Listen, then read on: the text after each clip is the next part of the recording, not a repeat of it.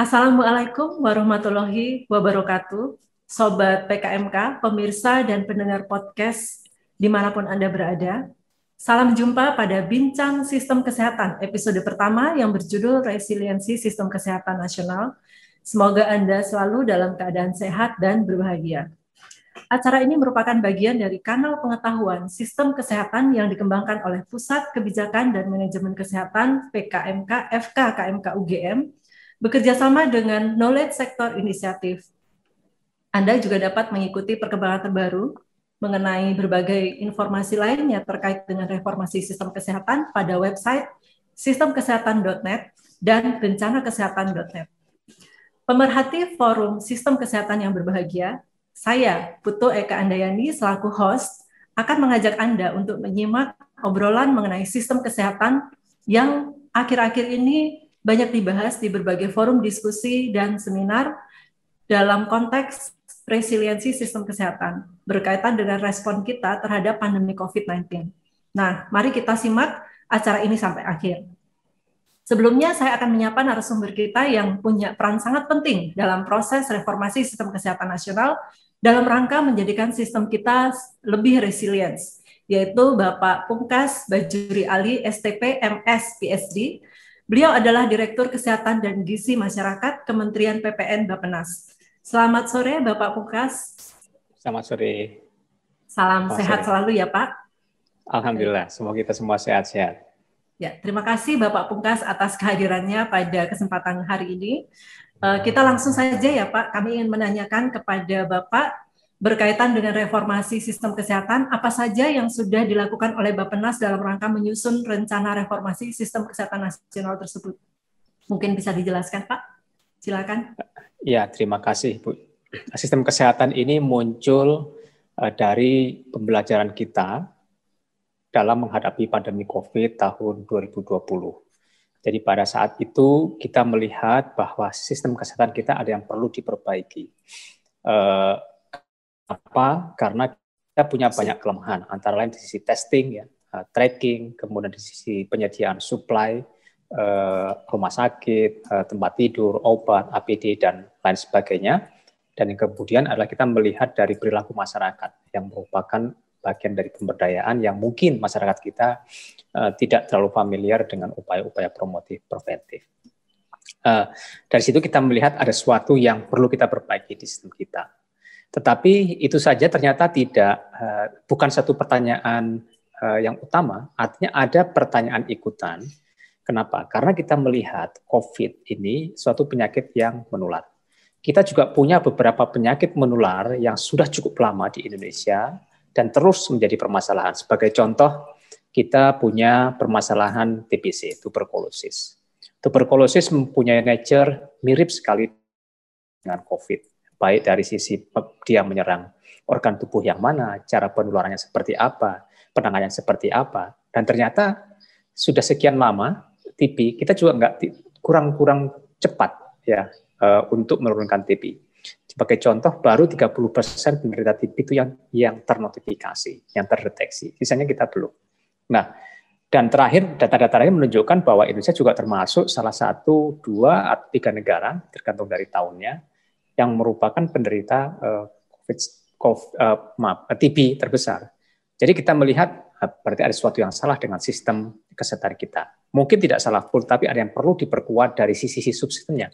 Nah, karena itulah kemudian kita dengan arahan Presiden, ini karena ada arahan Presiden pada waktu itu, meminta Bappenas untuk menyusun konsep reformasi kesehatan. Dan sebenarnya reformasi sistem kesehatan ini sudah ada dalam RPJM. Salah satu dari 5 strategi utama RPJM adalah penguatan sistem kesehatan. Nah, jadi ini pas sekali penerjemahan kita dengan reformasi ini dengan adanya COVID. Yang sudah kita lakukan adalah kita menyusun rekomendasi konsep mengenai reformasi kesehatan bersama kementerian. Kita suka laporkan juga di tingkat Presiden. Kemudian kita diskusikan antara kementerian kunci dengan tim teknis untuk menyusun konsepnya, yang kemudian dituangkan ke dalam rencana kerja pemerintah RKP tahun 2021 dan 2022. Ada 2 upaya besar di sana. Yang pertama adalah, jadi kita sebut dengan dual track. Karena pada saat yang sama kita harus mengantisipasi kejadian pandemi, maka reformasi ini banyak harus menghasilkan quick win. Jadi apa yang harus dilakukan, yang harus terjemahkan langsung dalam sistem penganggaran. Yang kedua, dalam jangka menengah, kita harus menyempurnakan sistem kesehatan kita, baik dari sisi regulasi maupun sistemnya sendiri. Jadi dua ini harus berjalan paralel, supaya ke depan sistem ini jauh lebih tangguh dan kita dapat mencapai tujuan-tujuan itu. Jadi sebagian dari RKP, dari reformasi ini sudah kita terjemahkan dalam penganggaran di 2020, 2021, dan 2022. Kemudian saat ini kita sedang menyusun kembali beberapa regulasi-regulasi yang diperlukan, karena reformasi ini banyak sekali lintas sektor, dan upaya dukungan regulasi menjadi salah satu upaya kunci yang harus kita lakukan. Baik. Terima kasih Pak Pungkas. Tadi Bapak menyebutkan bahwa upaya yang sedang dilakukan oleh Bappenas ini dalam menyusun rencana reformasi sistem kesehatan ya sudah masuk tadi dalam RKP 2021-2022, itu tadi melibatkan kementerian kunci, lalu juga ada kata kunci lain yaitu lintas sektor. Nah, mungkin bisa disebutkan Pak, kementerian apa saja yang sempat dilibatkan dalam proses ini, dan juga lintas sektor tadi siapa saja yang terlibat?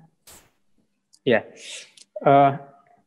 beberapa KL yang sudah kita engage ya, tentu yang paling utama adalah Kementerian Kesehatan. Jadi kita pada saat menyusun konsep ini, pertama-tama kita bertemu dengan Kementerian Kesehatan, gitu ya. Dan Kesehatan. Kemudian ada kementerian lain yang saya kira sangat besar pengaruhnya adalah Kementerian Pendidikan dan Kebudayaan, karena ini terkait dengan tenaga kesehatan. Sistem pendidikan kita itu ada di Kementerian Pendidikan, dan kita melihat salah satu bottleneck dari sistem kita adalah tenaga kesehatan. Jadi Kementerian Dikbud juga harus terlibat di situ. Kemudian dari sisi kepegawaian kita juga melibatkan LAN, ya, Kemenpan RB dan BKN. Ya, karena ketika distribusi tenaga kesehatan, perekrutan tenaga kesehatan ini adalah dengan lembaga ini. Kemudian ada beberapa institusi yang juga mempunyai provider-provider kesehatan yang cukup kuat, contohnya Kemhan, TNI, Polri. Dan di luar pemerintah kita melibatkan BUMN, contohnya Pertamina. Itu juga punya banyak holding perusahaan-perusahaan yang terkait dengan rumah sakit, itu juga kita libatkan. Selain itu, BUMN yang lain terlibat adalah yang terkait dengan penguatan farmakes dalam negeri. Jadi ada Bio Farma, kemudian Kimia Farma, kemudian juga yang intinya di situ adalah bagaimana kita bisa memproduksi bahan baku pokok dalam negeri. Kemudian didukung dengan riset. Jadi di riset ini juga banyak kesama dengan diskusi kita dengan BRIN, ya, Kemristek waktu itu, kemudian beberapa institusi-institusi yang terkait dengan riset termasuk Badan POM. Nah, itu KL-KL yang utama. KL yang lain juga mendukung reformasi juga kita libatkan, ya. Contohnya adalah Kementerian ESDM, energi. Kenapa SDM ini? Karena penyediaan listrik, ya, di daerah-daerah. Jadi tidak mungkin di puskesmas tanpa listrik, sebagai salah satu contohnya, ya, untuk reformasinya. Kominfo karena sistem informasi. Jadi sistem informasi dan digitalisasi itu menjadi salah satu dari 8 area kunci.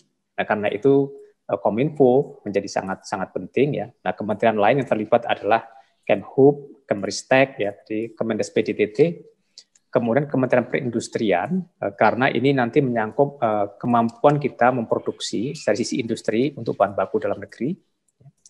Kemudian di beberapa KL yang berhubungan dengan riset ini cukup banyak, ya. Ada LPDP terkait dengan penyediaan tenaga kesehatan pendidikan. Terkait dengan riset itu ada LIPI, ada BSN, ada BPPT, ada Kemendikbud, Kemristek, Badan POM, dan lain sebagainya. Jadi cukup banyak sebenarnya, ya, KL-KL yang terlibat. Ada beberapa KL yang memang punya intervensi langsung bisa diterjemahkan dalam penganggaran. Ada yang bersifat koordinasi, karena seperti Kemenhub, mereka sudah punya upaya, tapi tinggal bagaimana mengklopkan. Misalnya Kemenhub itu punya rumah sakit kapal rumah sakit, man. Ya. Jadi bagaimana Kemkes memanfaatkan itu sebenarnya. Jadi di situ tidak ada satu intervensi khusus, tapi bagaimana kita berkoordinasi. Jadi banyak dari sistem itu juga yang bisa diselesaikan dalam konteks, dalam level koordinasi. Tidak mesti pembiayaan. Ya, terima kasih Pak Pungkas. Tadi penjelasannya cukup komprehensif, ya, terkait dengan kementerian KL mana saja yang terlibat dalam usaha untuk mereformasi sistem kesehatan ini, dan kelihatannya sudah meliputi seluruh kementerian dan lembaga yang mulai dari hulu sampai hilir dari sistem ini ya. Nah, tantangan ke depannya apa nih Pak untuk SKN ini? Misalnya karena banyaknya lembaga dan kementerian yang terlibat, apa saja tantangan dalam upaya untuk melakukan koordinasi dan komunikasi lintas lembaga tersebut, misalnya seperti itu. Dan kemudian apalagi tantangan-tantangan yang lain yang selama ini dihadapi oleh Bappenas dalam upaya untuk menyusun reformasi sistem kesehatan ini. Silakan Pak. Ya, banyak ya tantangannya banyak. Jadi kita punya cita-cita yang cukup bagus, konsep yang cukup bagus. Tantangannya bisa dalam tahap konsep, dalam tahap penerapan. Ya, kalau dalam tahap konsep tentu satu hal yang menjadi tadi kan saya sebut ada dual track ya. Satu quick win yang bersifat langsung diaplikasikan, ada yang bersifat konsep jangka menengah, jangka panjang. Salah satu tantangan yang sangat penting itu adalah dari salah satu tujuan dari tadi reformasi adalah penguatan promotif preventif. Ini didukung juga di dalam RPJM melalui penguatan kesehatan primer dan fokus pada promotif preventif. Nah, sebenarnya kita belum punya satu konsep yang tajam. Bagaimana kita meningkatkan kesehatan primer itu? Ya, dari sisi apanya? Apakah dari sisi tenaganya? Apakah dari sisi kewenangan puskesmasnya? Apakah kerjasama dengan swastanya? Atau seperti apa? Dan dalam arti bentuk dari reformasi sendiri itu akan seperti apa? Termasuk tadi salah satunya adalah pemberdayaan masyarakat. Pemberdayaan masyarakat ini akhir-akhir ini sering agak ketinggalan ya. Tapi kami memandang bahwa pemberdayaan masyarakat itu bukan ansih masyarakat beneficiaries, tapi masyarakat dalam arti luas, swasta, GSO, NGO. Nah, dari tataran konsep di sini ketika kita menyebut pelayanan kesehatan dasar dengan melibatkan swasta, lintas sektor, bentuknya itu seperti apa? Nah, ini tantangan yang saya kira perlu kita selesaikan bersama. Dan kami memandang teknologi informasi itu sebagai salah satu pengikat tadi, pengikat dengan swasta, pengikat dengan CSO, dengan NGO. Ya. Kemudian ada permasalahan di pembiayaan. Saya kira reformasi kalau hanya pembiayaan di level pemerintah saja sangat berat. Apalagi hanya mengandalkan Kementerian Kesehatan. Gitu ya. Jadi akan sangat sulit. Karena kesehatan itu kan hulu dari hilir, ya, hulu hilir. Itu kesehatan itu dalam satu sisi lebih banyak kepada provider. Tapi ada determinan-determinan sosial yang itu tidak di Kementerian Kesehatan. Jadi melibatkan swasta untuk memahami itu, kemudian KL yang selama ini mungkin tidak pernah in touch secara langsung dengan kesehatan, itu juga satu tantangan. Ya. Bagaimana tiba-tiba misalnya Kementerian A gitu, kok saya masuk kesehatan? Apa hubungannya saya dengan kesehatan? Jadi pengertian social determinant of health, leadership dari sektor kesehatan untuk memainstreamkan ya kesehatan itu sebagai salah satu upaya yang menjadi dasar atau menjadi pedoman standar untuk semua itu masih menjadi masalah. Kira. Yang kedua adalah dari sisi konsep juga mengenai regulasi dengan desentralisasi. Karena sebagian besar dari permasalahan-permasalahan itu solusinya ada di kabupaten kota. Kewenangan itu ada di sana. Tetapi kita punya boundary yang belum tentu bisa kita terabas. Ya. Artinya pelaksanaan di kabupaten kota, tetapi pembiayaan itu terpisah sama sekali. Nah ini juga menurut saya berat ya, tanpa ada satu breakthrough mengenai regulasi. Jadi diskrepansi antara kewenangan dan pembiayaan. Apapun tugas kita, sebagian besar itu rely on kabupaten kota. Tapi pada satu sisi kemampuan mereka, kapasitas mereka itu kurang dan itu kita tidak serta-merta bisa langsung turun dari pemerintah. Jadi itu saya kira salah satu tantangan. Dan satu lagi yang terakhir adalah bagaimana antar unit itu bekerjasama. Bahkan di dalam satu KL sendiri itu perlu satu leadership ya yang kuat. Contohnya sistem informasi. Jadi kan kita salah satu area sistem informasi adalah digitalisasi. Tapi kalau kita melihat di unit-unit Vaskes, ya sistem informasi itu bisa menjadi tupoksi beberapa unit sekaligus. Dia bisa menjadi tupoksi, katakanlah sistem informasi mengenai stunting. Itu bisa bagian tupoksi dari unit yang menangani stunting, substansinya. Tapi begitu data, itu ada unit yang menangani swasta, yaitu Pusdatin. Gitu kan. Nah, di mana kita menyatukan itu?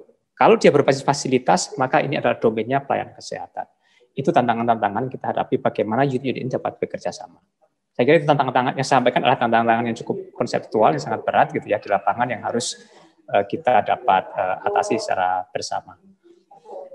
Baik, terima kasih Pak Pungkas. Jadi tantangannya luar biasa ya. Itu baru yang besar-besar saja. Padahal di tataran implementasi juga pasti banyak kendala teknis yang mungkin tidak bisa dipandang remeh juga ya, yang akan bisa berpotensi untuk menghambat jalannya penguatan sistem kesehatan yang lebih resilient ini. Nah, tapi menurut Pak Pungkas sendiri, sebenarnya konsep sistem kesehatan yang resilient itu seperti apa yang sehingga butuh direformasi? Ini pertanyaan untuk kita semua, saya kira ya. Kita harus mendesain sebenarnya seberapa resilient kita dan di bidang mana gitu ya, di bidang mana. Resiliensi ini kan salah satunya yang kita lihat dalam Vaskes adalah kelenturan, kemampuan kita untuk menangani pasien COVID. Saat ini saja kita misalnya, tiba-tiba tanpa kita duga, walaupun sudah kita prediksi, COVID naik luar biasa. Ya. Itu adalah mendesain bagaimana sistem kita mampu menangani itu. Ya, itu tugas berat karena kita berbicara mengenai surge capacity ya. Dalam kondisi normal kita nggak butuh bed sebanyak itu ya. Tapi dalam kondisi pandemi kita butuh sangat tinggi. Nah, tentu pendekatannya sangat berbeda ya dalam kondisi normal. Kita tidak tiba-tiba biasa karena kebutuhan bed banyak kita adakan bed, kita bangun rumah sakit ya. Tapi kalau setelah selesai, so what? Nah, itu adalah salah satu tantangan kita mendesain bagian-bagian mana yang perlu dibuat sisi resiliensinya ya. Dari fasilitas kesehatannya, kemudian tenaga kesehatannya. Pada saat ini tenaga kesehatan itu banyak sekali dibutuhkan. Pada saat kondisi normal, mereka dengan tugas masing-masing itu juga sudah ada. Jadi itu juga perlu kita bahas. Jadi menurut saya untuk resiliensi ya, kita harus menetapkan dulu area-area mana yang cukup lemah, gitu ya. Area yang cukup lemah. Kemudian sampai sebatas apa kita menargetkan resiliensi itu, baru kita tarik apa yang harus kita lakukan, resource kita. Kita mungkin juga perlu belajar dengan beberapa negara, mungkin rumah sakit atau daerah yang bisa mampu menangani ini. Saya baru bicara mengenai Yankes ya, kita belum bicara mengenai sistem informasi. Bagaimana sistem informasi kita nanti mampu menampung kebutuhan-kebutuhan pada saat pandemi, kemudian kebutuhan pada saat penyakit. Sebagai contoh, sistem informasi kita saat ini cukup banyak, terfragmentasi, ya, ratusan sistem informasi. Nah, salah satu keberhasilan beberapa negara ketika menangani COVID ini adalah kemampuan sistem informasinya, baik dalam hal untuk komunikasi, maupun pengumpulan data, maupun pengambilan keputusan. Nah, kita harus banyak belajar di situ, dan selama ini kita memang tidak ya, kita sebenarnya dalam RPJM sudah menyatakan ada surveillance real time berbasis laboratorium. Nah, otomatis kita harus memperkuat laboratoriumnya, kita harus membuat sistemnya. Nah, ketika membuat sistem tadi, berbagai kepentingan itu ada karena masing-masing pengampu itu punya kepentingan, program punya kepentingan program, data punya kepentingan data gitu ya. Yankes punya kepentingan untuk keleluasaan di tenaga kesehatannya. Jadi kita justru menurut saya kita perlu banyak didorong nih teman-teman dari perguruan tinggi, peneliti. Kalau satu bagian yang menurut saya yang belum kita lakukan dengan dalam adalah tadi resiliensi, terutama bagaimana surge capacity kita pada saat kondisi pandemi, karena ini pandemi ini tidak terjadi sewaktu-waktu ya, tidak setiap saat, cuman sewaktu-waktu. Bagaimana pada saat pandemi kita mengeluarkan senjata itu ya, senjata itu di mana senjata itu sekarang disimpan ya. Untuk resiliensi itu ya. Banyak pertanyaan di kita sendiri dan itu yang kami sebut tadi dual track ya, dual track. Ada yang bisa kita lakukan secara praktis, ada beberapa area yang perlu kita bahas bersama, kita perlu masukkan Bapak sekalian, membangun konsepsi yang sambil jalan ini kita bangun ya, kita bangun perlahan-lahan. Kami tidak dalam konteks saat ini tidak langsung ingin mengubah sistem kesehatan nasional. Karena apa? Karena yang dibutuhkan sekarang adalah quick win, yang dalam waktu cepat menangani itu. Tapi saya kira dalam jangka menengah, jangka panjang kita perlu melihat ya sistem kesehatan kita, apakah cukup resilient nanti ketika menghadapi pandemi misalnya. Dan itu area-area itu perlu konsep yang mendalam, perlu pandangan yang ke depan, perlu contoh yang luas, dan itu tidak bisa diselesaikan dalam waktu singkat, dan kita harus memulai itu dari sekarang. Dan kami mengajak Bapak Ibu sekalian nanti untuk bersama-sama merumuskan sistem kesehatan ke depan itu seperti apa, menyempurnakan sistem kesehatan yang ada sekarang.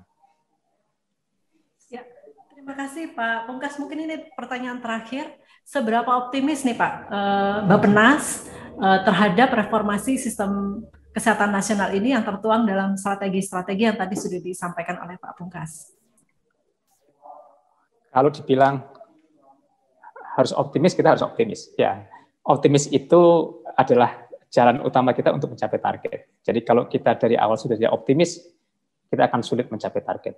Tapi tantangan itu pasti ada. Nah, jadi yang kita harus lakukan adalah bagaimana kita tadi sudah mengidentifikasi tantangan itu apa, ya, dan bagaimana cara solusinya.